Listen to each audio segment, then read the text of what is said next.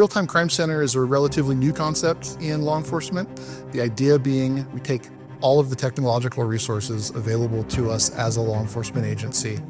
We put them in a room with highly trained analysts that have the ability to utilize that technology to its fullest potential, and then be able to push the information from that technology out to our patrol units as they're responding to crimes in progress and calls for service throughout our service area, to be able to help them respond more efficiently, safely, to arrive on scene faster, allows us to potentially clear calls before they arrive on scene so that they can reroute to another priority call.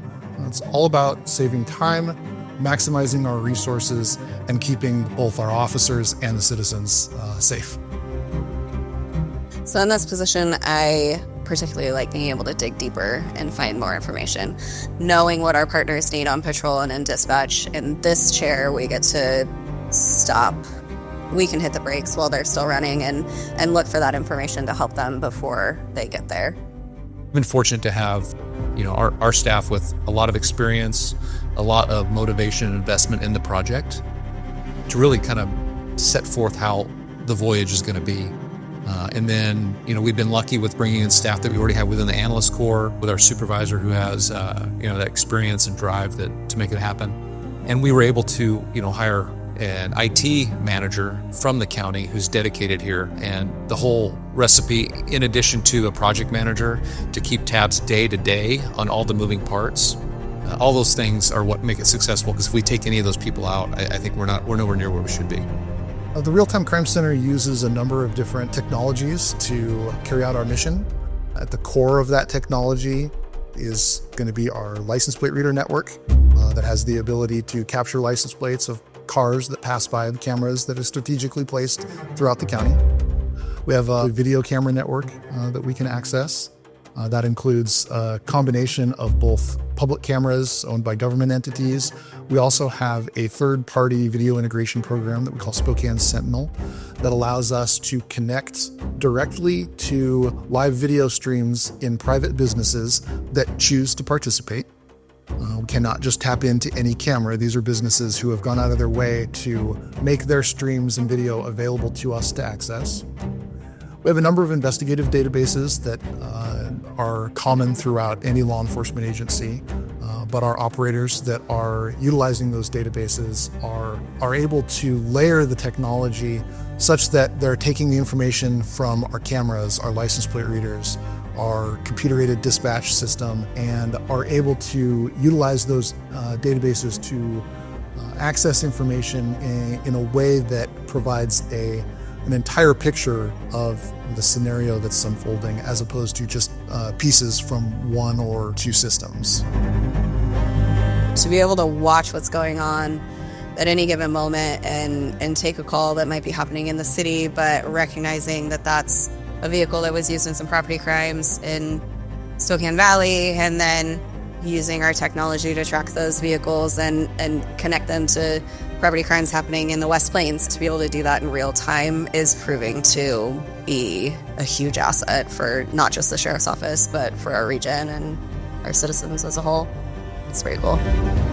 Some of the new technology that we are utilizing in the Real-Time Crime Center includes portable assets that can be deployed in various locations throughout the county.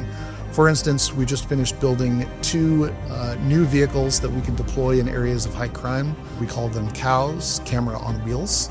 They are old retired patrol cars that can no longer be used by deputies, but still have some life in them, that we have outfitted with a number of cameras on top of them.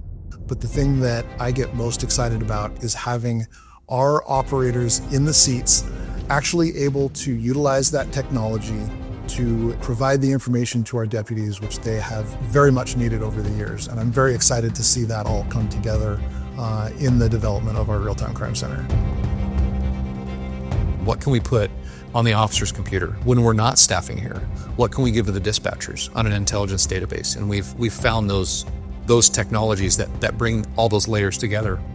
I just had a supervisor the other day say, usually I've got my head in the computer, and then all of a sudden I go to run a plate or give some information, and the Real-Time Crime Centers give me that information. I get to pull my head up and look at what I should be looking at. We've exonerated people who were suspects in crimes. Under the community caretaking function, we've been able to help reunite people with their loved ones who are lost. Our officers have decision intelligence. So through adding all these layers together, it creates the most accurate picture in the shortest amount of time, because time is a very important factor of all this, is real time, right? What they would normally have several days later, they've got right in front of them. Transparency is at the core of everything that we do. Nothing that we do in the Real-Time Crime Center is secret.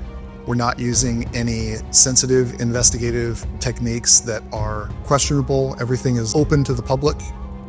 We have policies that protect citizens' rights as it relates to video that we're capturing, information that we're capturing, how it's disseminated, and how it gets out to our officers. That's of paramount concern to us. We have really strict privacy policies in place, obviously, to protect our children.